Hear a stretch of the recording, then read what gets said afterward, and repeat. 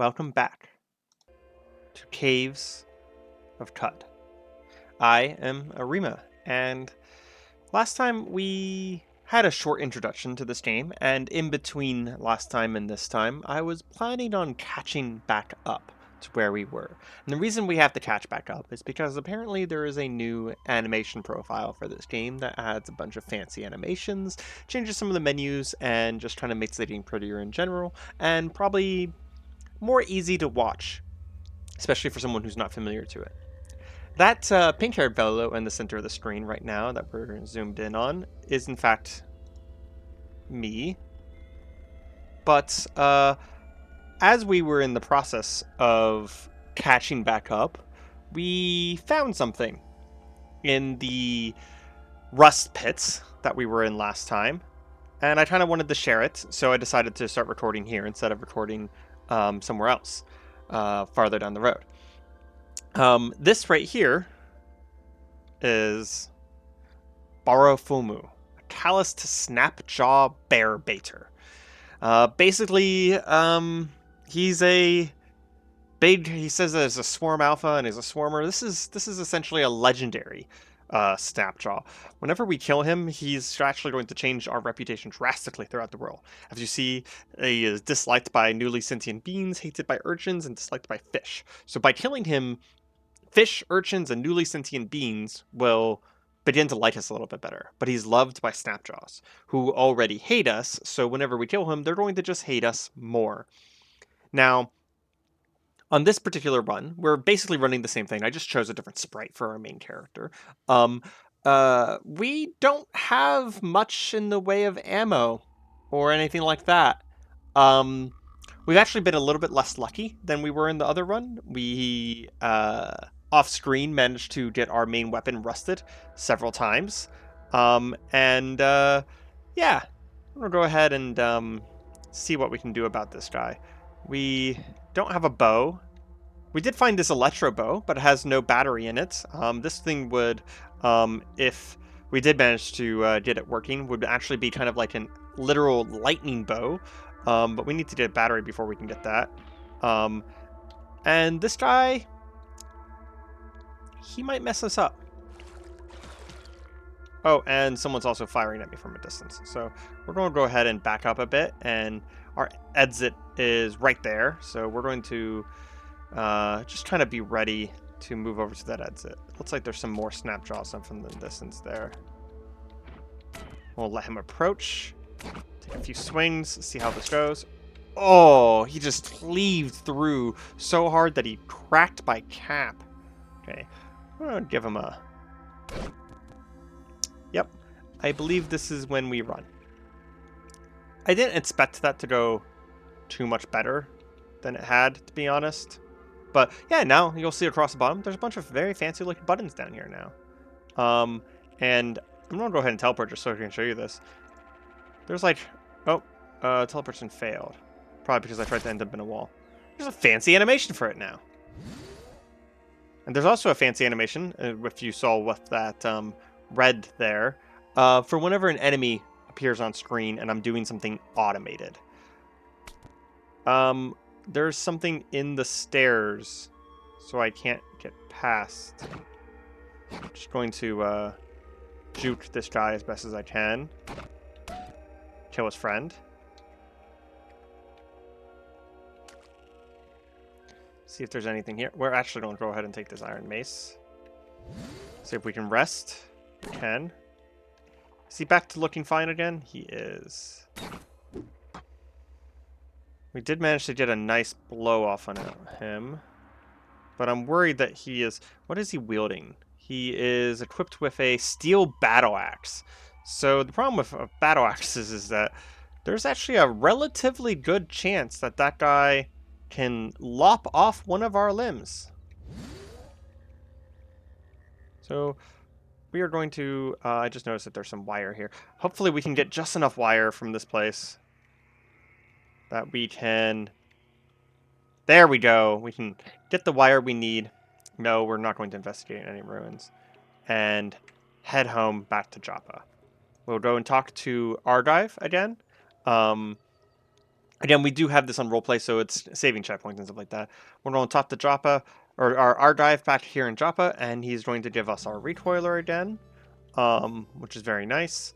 See, we actually had a bunch of stuff. Oh, he gave us a recoiler without a battery in it? Oh no! That's actually useless to us without a battery. Well, shoot. This stun rod comes with a battery, but that's a very expensive price to pay for a battery. So we're going to sell all of the stuff that we can't really use right now back to him. And go ahead and sell the wine flask there. And then he's telling us now about something strange happened, a conduit picking up a signal, some sort of repeating transmissions. And he has a task for me. Do I get to know what it is first? He wants me to seek out the Barathum of old. He is the eldest and wisest tinkerer alive. He lives with his followers, the Barathumites, in the cavern called Gritgate to the northeast, amongst the ruins of Qud. He will know what to do about the signal. Require no further information. I will go. Argive mumbles to himself for several minutes. There you go. Off now, off with you. May you live long enough to do my bidding. Away, away. Farewell. He gave me a droid scrambler and a new quest. So, I'm going to head back to the center here because we're going to come back to this place several times. I'm going to put down a nice little campfire right here. Whip up a meal. And then our other quest was to go to... I did not mean to actually just go there. Go to Red Rock and figure out what's eating the water vines. So hopefully while we're here in Red Rock, we might be able to get a bead on a battery. I don't really think that's a very likely outcome. Okay, my character's kind of just exploring wildly at this point. I know that the entrance is going to be somewhere over here. It's almost always, actually, it's probably right there, to be honest. Yep. It's not a very likely to find a battery, to be honest, but it's possible. Plus, the nice thing about Red Rock is that, like the craters, it is another area that is relatively guaranteed to be... Am I wielding a weapon? I am. Wow, I just was not doing much to that guy. It's relatively guaranteed to be, let's say, relatively easy. There's a compound to go there, a bow there. I want to just immediately equip that. And then let's go ahead and equip the steel arrows. And we'll loot everything else afterwards. So look at this. Oh, it's a little too close. You can't quite see it yet.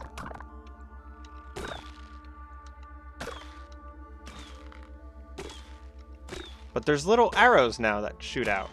That actually show me that I've missed and such. It looks even better whenever I get to fire my gun. Oh, and you can see that thing firing off in the distance there. The animation detail is very, very nice. You do unfortunately have to opt into it, but it's very nice. We just found it a painted item. Painted items actually tell stories. This one is not only a painted item, but it also... oh, I thought for a second that it was giving me bonus strength. I misread that, sorry. But it tells a story of Yayumasp. Yayumasp is one of the sultans of the world. There's several sultans that have existed throughout the Cave of Qud, or out through Qud's history, and each sultan lived in a time in the past, and their stories tell the stories of legend. And the sultans themselves are actually randomly generated, except for Seraph. Seraph is always the last sultan. Apparently, Yayumasp, while on an expedition in the Sarseer homestead, lost control of Sherry and drove it off a cliff. By chance, a group of nearby apes came to his rescue. For the rest of his life, he was indebted to apes. It also tells me the location of Sarseer, and it's one of the historic sites. And we did a organic quest to go there and visit. If we go there and visit, we'll just get a little bit of experience, and we might be able to find something there, but it also might just be a historic site for the sake of a historic site, which means that there won't be much to see. Take that guy out. Big giant centipede with my bow.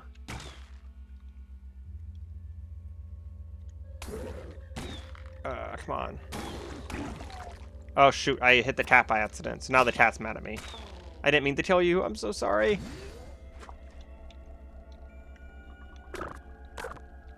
Probably kill these guys with melee, yeah.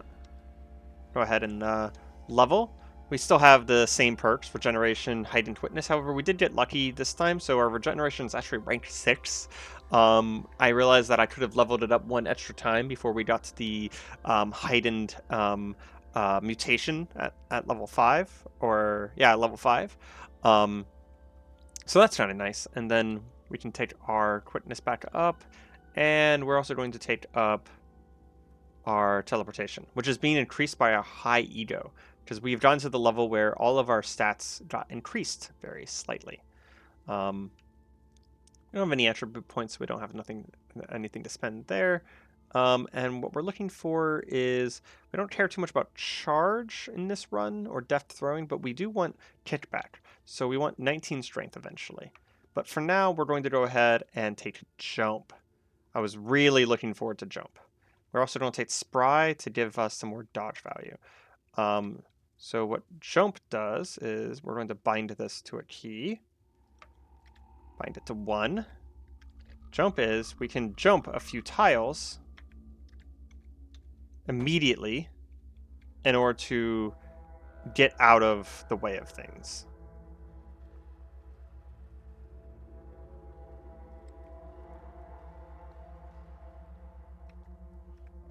It said that I can sort these.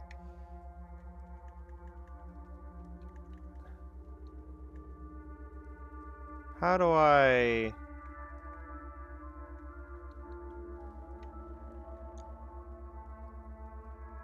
I want to put this at the end and move this to the top. Mark target near the top. Teleport.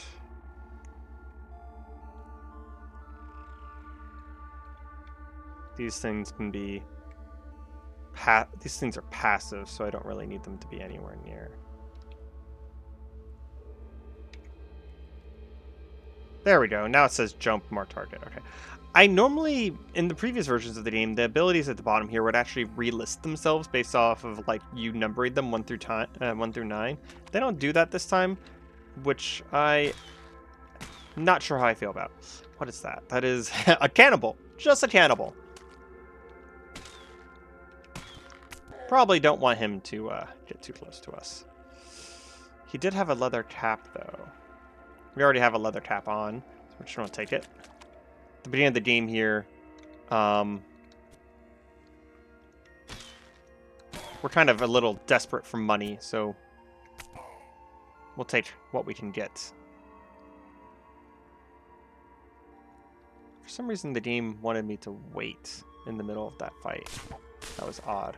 But yes, so our last save, unfortunately, did get corrupted because the beta version of this game didn't support any of the mods that we were running. So we did have to start over. I don't know if I explained that already. And what I'm planning on doing with this game is I'll probably play for about an hour each time. Because again, with this series, this is more for me than anything else. Ooh, I just got shot at a bunch. And if it doesn't get a ton of views, I really kind of don't mind too much. And I think that if anything less than an hour, not a lot's going to happen. So I want to make sure that each video can have actually some amount of What is that? We were auto-exploring and we kind of just passed it by real quick. So we have some bizarre contraptions here. What we can actually do is we actually can examine these. So that's an industrial fan, apparently. Broadcast power station. And fusion power station. Can we deactivate it? Unauthorized glyph flashes on display. So we don't have the authorization to deactivate it. Interesting. Let's head back here. Another wanderer out here. Fighting bats for some reason.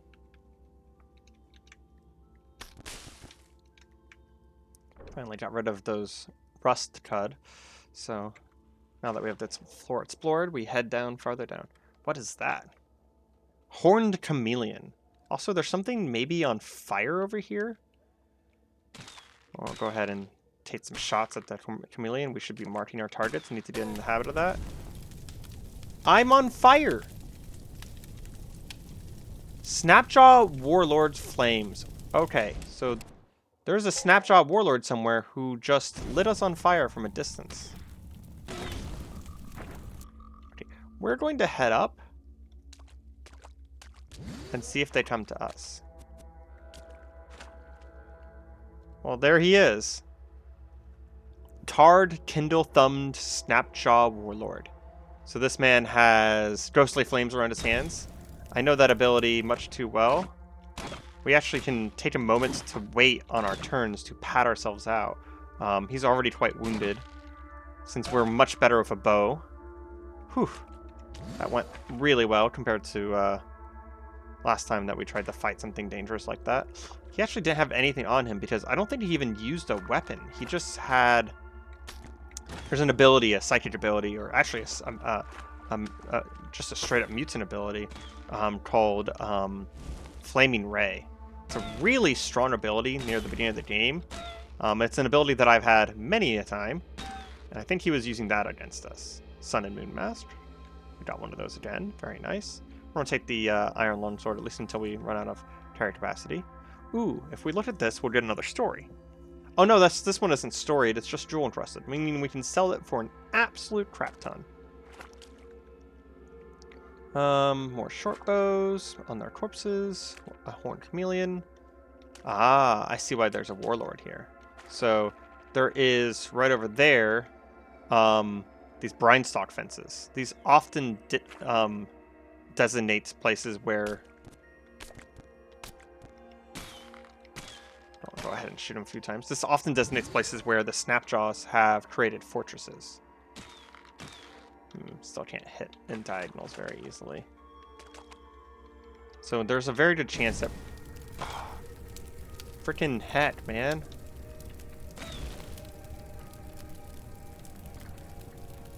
Go ahead and mark this target. Another Kindle-thumbed Snapjaw.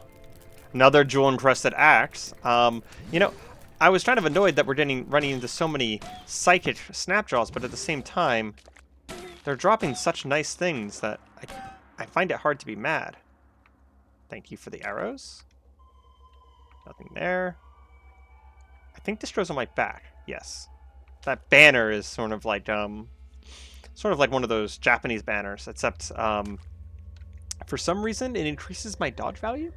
Which we got our dodge value all the way up to 11 this time, so we're already doing a very good job at that. Ideally, I don't know.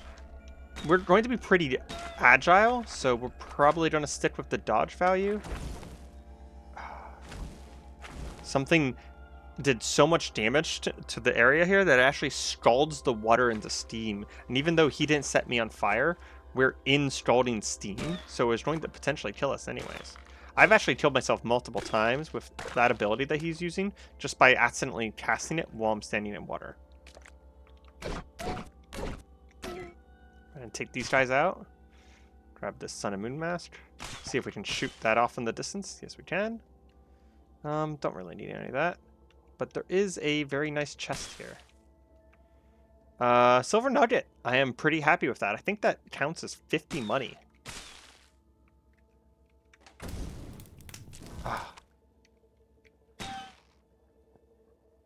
Another Kindle-thumbed Snapjaw. And we're out of arrows. We just stepped into tar while on fire. So we set the tar on fire. I'll step back here and rest for a bit. Step back out again and rest again. Painted robes. There we go. So this one tells a story. This tells stories about Reshef. Reshef is one of the last sultans and often has some of the best and most interesting stories. Acting against a prohibition on the practice of worshipping the stars, Reshef led an army to the gates of Amen Porch. There he defeated his brothers in battle and liberated its citizens, and they crowned him the Sultan of Qud. So this is his crowning story. Very neat, very nice. We're gonna go ahead and take it. Sometimes the ones that have stories on them have a little bit more value to them as well. It's an archer, so there's a chance that we can get some more arrows off this guy. think we just auto picked up the arrows, so yeah. But that was the only arrow we got. There's a weird artifact there. A tread dart. Metal frames mounted on the treads protect against wheel cramming detritus. Interesting. They're like guards for tank treads. Not sure what you would want those for. This is tarry salt and asphalt that we're moving through, and I think this is an anvil. Yeah, it's a stone anvil.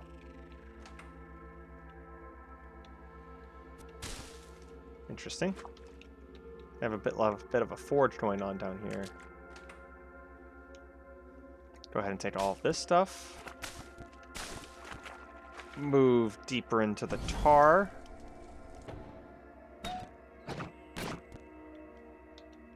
That is a snapjaw warrior. You can tell by his much fancier looking model. See if we can back off a bit. Give my regeneration a moment to catch up. What is this guy? Another warlord. But we're pretty dodgy at this point. I say that, and then he proceeds to kick my butts. Do any of these things heal? That adds, I think witch bark heals, right? Heals, but also confuses. So this is what confuse looks like.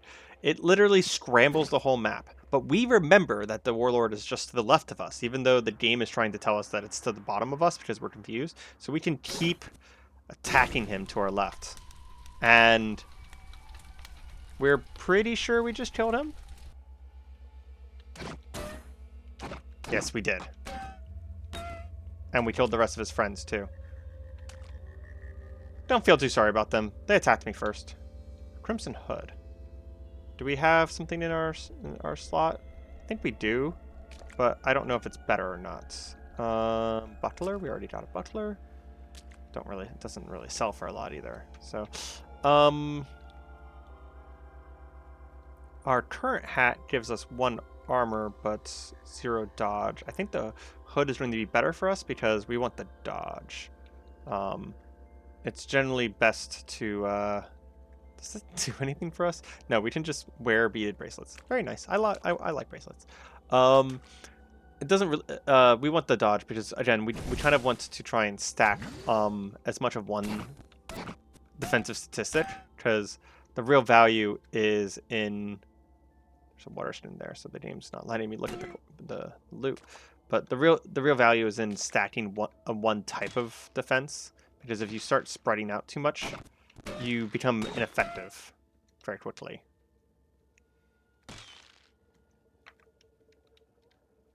Looks like our bow's loaded, so we can fire back now. Very nice.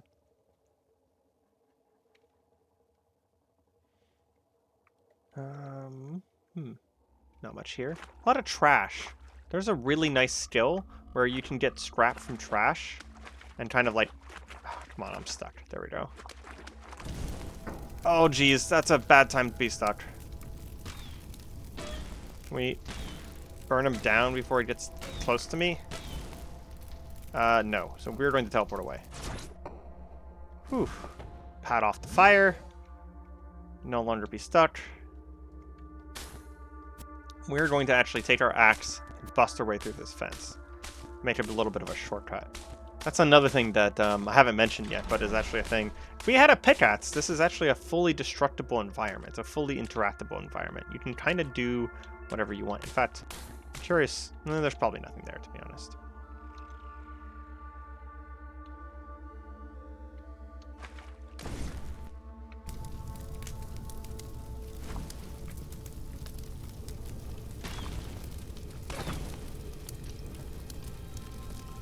I mean, he's a Kimble-thumbed snapshot brute.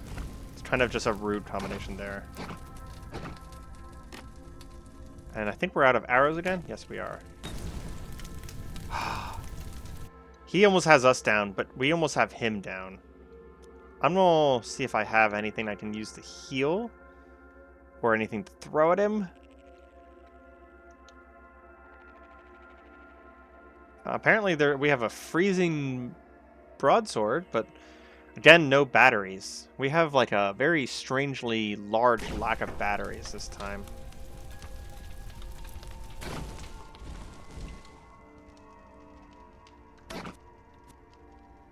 He is about to shoot us with that again, so we are going to take the opportunity to teleport away. Heal up. Unfortunately, it means that he's probably going to have healed up a little bit as well. Yeah. He's still injured, though, so we made off better than he did. And we took him down. Heck yeah. Whew. I mean, it's not super high risk because we're not in permadeath, but we still don't want to have to rerun all of this. To be honest, I was trying to get unstuck, and I didn't even notice that there was a snapjaw there that I just killed. Oh, we have jump. I've actually legitimately forgotten that we've had jump. That would have been really useful in that previous fight with the brute. Would have let us get some distance on him. Most of the builds that I do, I actually focus around a skill called charge, and then I will end up... This dog is just attacking us. How unfortunate. I will end up focusing on wings, which allows me to jump and charge from longer and longer and longer distances.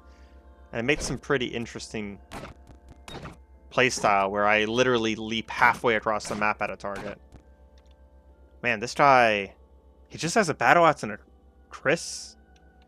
Disliked. I like that. Disliked by baboons for some reason that no one remembers, but he is disliked by the children of Mammon for repeatedly beating them at dice. Or hated by urchins for releasing snakes into one of their camps. I think we have the advantage on this guy, so we're going to very carefully fight him in melee. And we took him down. We always know we took down a legendary because it'll suddenly tell us a bunch of reputation. We lost a crap ton of reputation from the snapjaws. They despise us, but we the urchins like us a little bit more, and the children of Mammon like us a little bit more, which I will tell you, I know who the children of Mammon are. It doesn't matter. We're not gonna care too much about them. But baboons are now indifferent to us, means that baboons won't just attack us out in the wild. Rest up. And he has a painted shield. Let's see. Anything interesting? Another story of Reshef. We're not going to read all the old Sultan stories, but I do want to read the Reshef ones, because this is where a lot of the lore of Caves of Qud comes from. In 1 BR, the Gyre widened, and the final plague afflicted the land. As I mentioned in the last video, each of the sultans often had a plague that happened during their reign. The Girsh Nephilim rose from their cradle on the moon stair and slouched towards Qud to eat its young. Reshef rose to meet them in battle and cast them back. If I wear this, I would actually get a whole bunch of reputation with a particular faction who like him, I think it is the best way to put it. Still don't have any arrows. One of these guys might. We are kind of butchering the local population of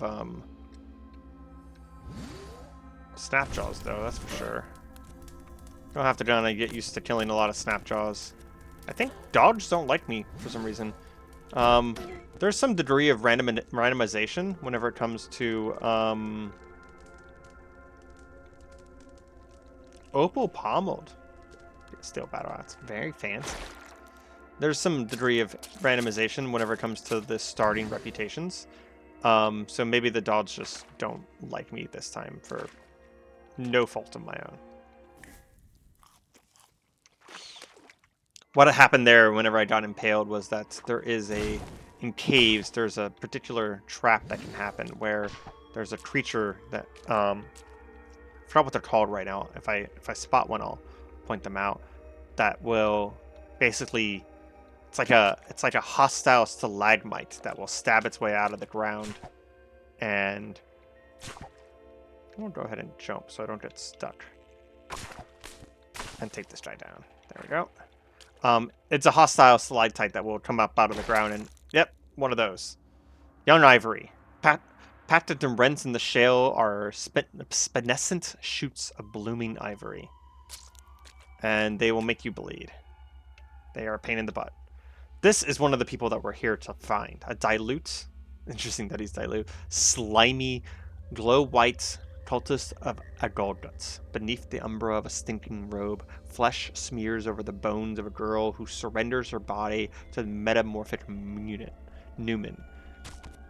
So basically this guy is, or I should say, was a psychic cultist who was taking over the body of a girl. We're gonna learn more about them later.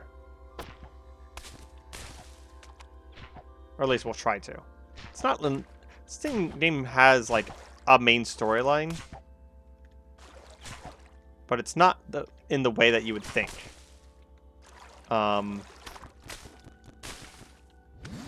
So the possibility that we get all of the information that we're looking for is not like 100%. Some tar-encrusted bones down there.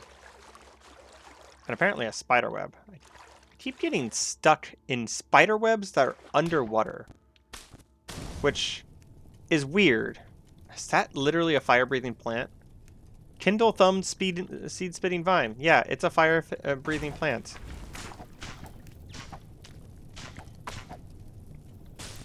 That's freaking rude. I don't know why there's so many Kindle-thumbed things around here. That's new to me. Jilted lover tried to grab me. Jilted lovers are another form of hostile plant. There's a lot of hostile plants. There's also a lot of sentient plants. There's an entire faction of them, in fact. They often hate me because of a particular choice that I make later in the game. Well, I found what's eating the water vine.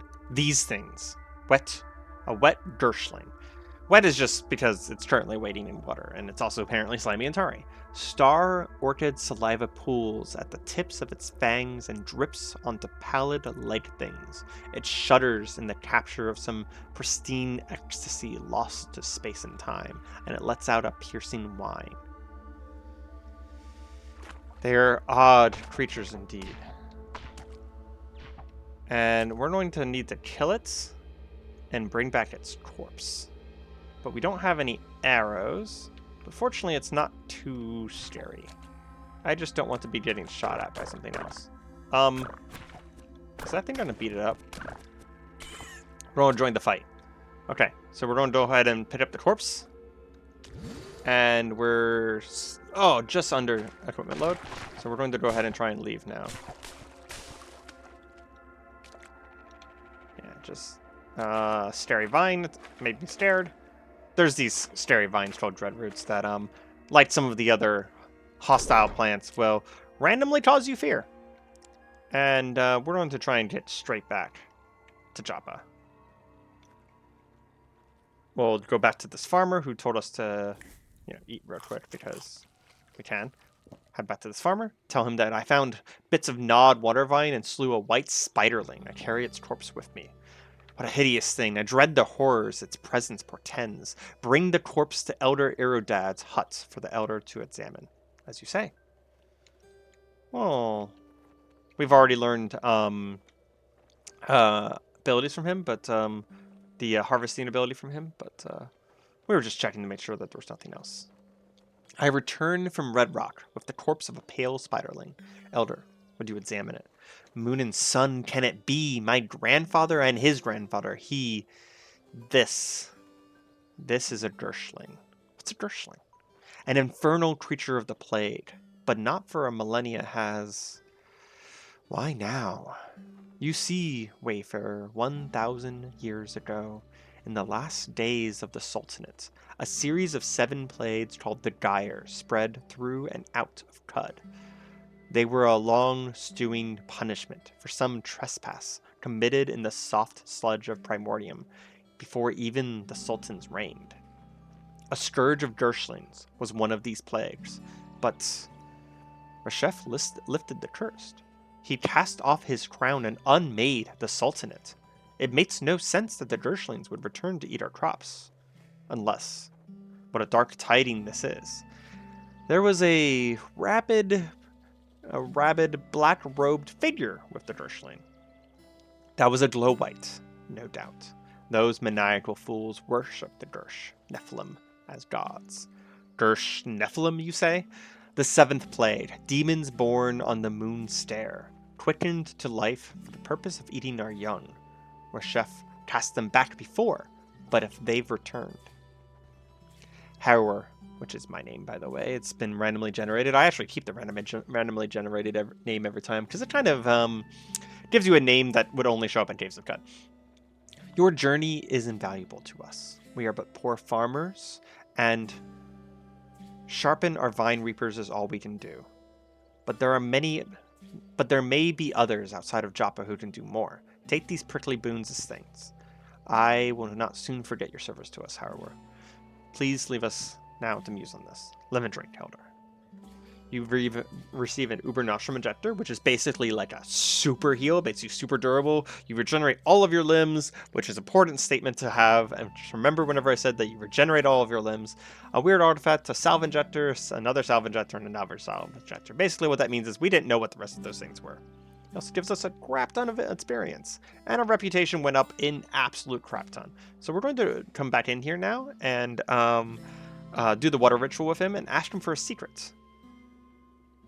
Oh, sorry, we're sharing a secret first. We're actually going to do that. That's a good thing.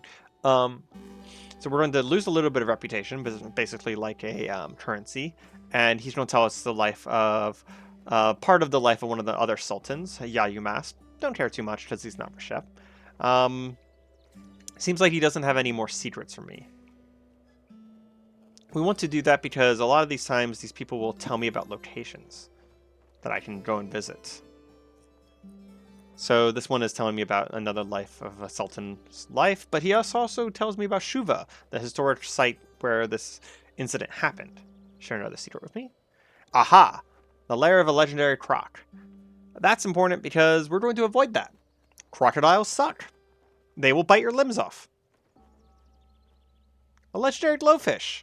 Glowfishes aren't that bad, but they are psychic. They like shoot energy or lightning or some such at you. So, as far as quests go, what we have left is we may need to make a pilgrimage to the Sitz-Day Stilts. That's something I might do right away. We have these side quests, and then we have a canticle for the Bareth Room. We probably want to do that first.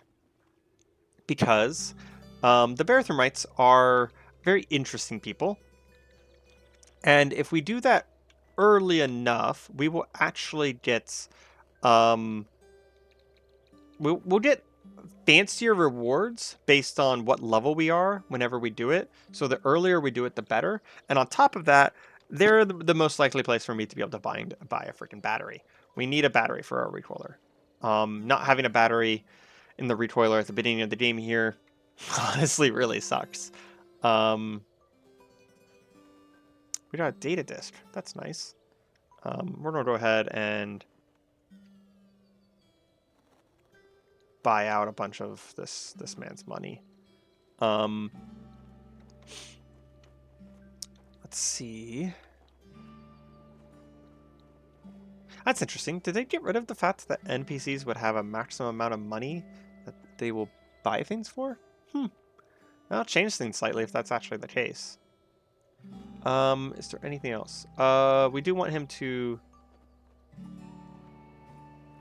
Can I identify these myself? Most tinkerers will identify salves for us. Oh, that's just the salve injector. Sorry, this used to have a different color to it, so I mistook this for something else. But this is actually the healing injectors, and then Uber Nostrum is basically crazy healing. We want to save this for situations where we have legitimately lost limbs. We also got some Fitted Spray. That's pretty useful until we can pick up the ability to fix things ourselves. And did he have anything else interesting for us? Just some basic stuff. So no, not right now. Those data discs will be useful later. They will give us the ability to... Come on, talk to me. Thank you. They will give us the ability to learn recipes. We're going to buy basically all of his ranged ammo because I don't want to run out of ammo ever again. And then we're going to buy all of his copper nuggets so that we can carry our stuff better.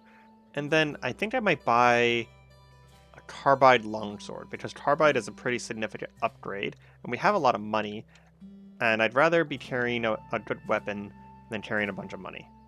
Re-equip the musket, reload the musket. You don't, by chance, sell an Akari rifle, do you? You don't. Akari rifles have multiple shots instead of that single shot stuff, so they're really nice to pick up early.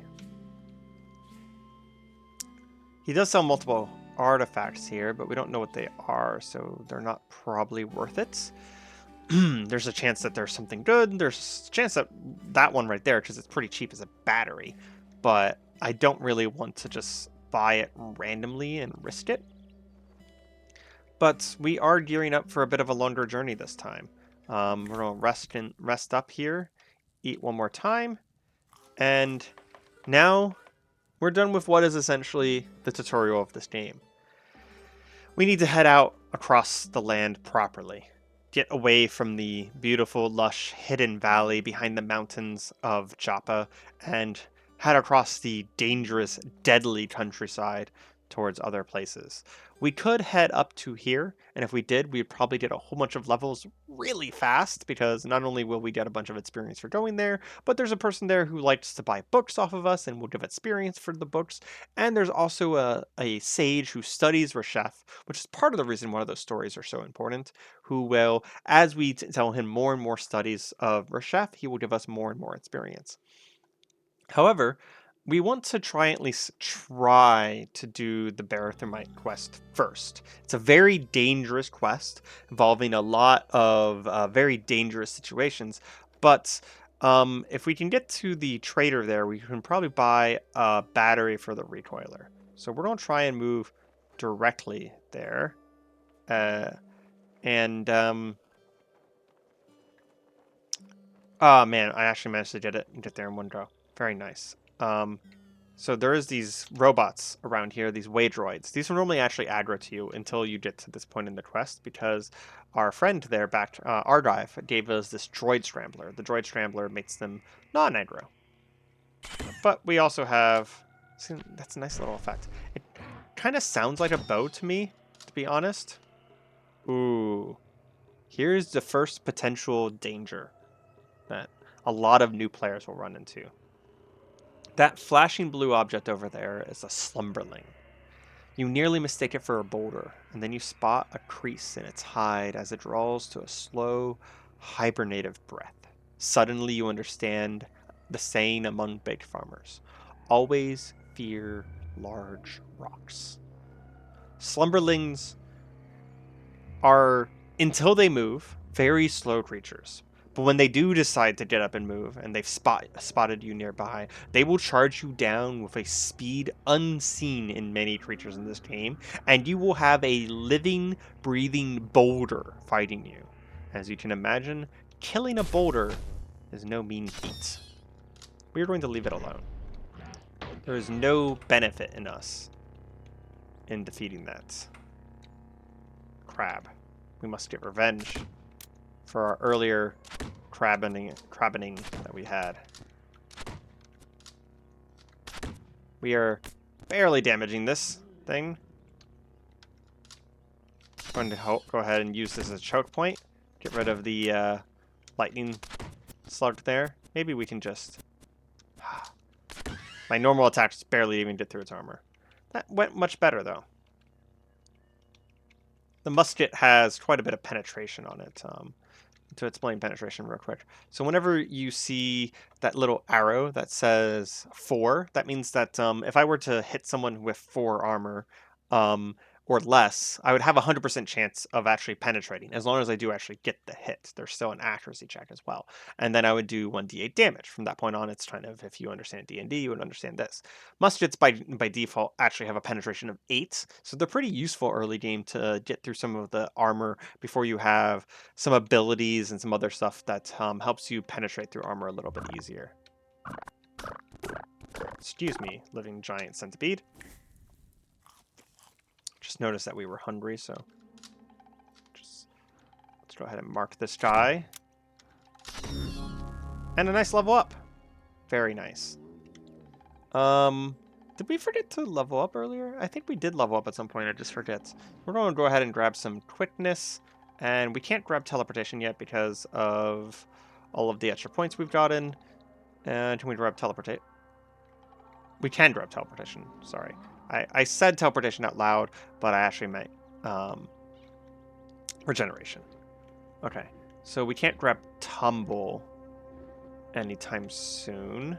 It's 23-bit agility. So we'll go ahead and minimize acrobatics. I've been back and forth on whether suppressive wounding and surefire are actually very good. But here's the thing. Ultrafire is amazing. But it takes 29 agility to use it. So again, it kind of gives me a back and forth on whether these are actually very good. I will say we are going to go with suppressive fire, just because suppressive fire is a pretty nice ability. Is it automatic? Oh, it is actually automatic. They changed that at some point. That's very nice. So whenever I fire at a marked target, if my shot penetrates, the target is suppressed and can't move the 3 to 5 target, 3 to 5 rounds. So that's pretty good. It means that we can get a few shots off on things. And once we actually have an automatic rifle that we're not reloading after every single shot, that'll become even more important. We do still want kickback, but we need the 19 strength for that. And we need to decide what kind of melee weapon we're going to wield. It's tempting to go short blades because it kind of fits with the rifle kind of thing. I think I might go short blades because this is all about agility. Yeah, I'll go ahead and go short blades. So I'm going to go ahead and grab the short blade expertise, and we're going to be on the lookout for a short blade. So basically knives, twin knives. Oh, that is all very nice. We're just going to take all of that. That guy kind of... Let's try this real quick. Well, I mean... I think we failed to penetrate, yeah.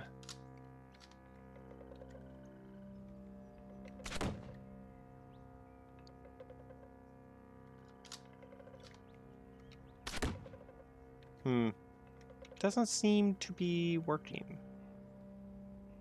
I did grab it, right? Suppressive fire, yeah.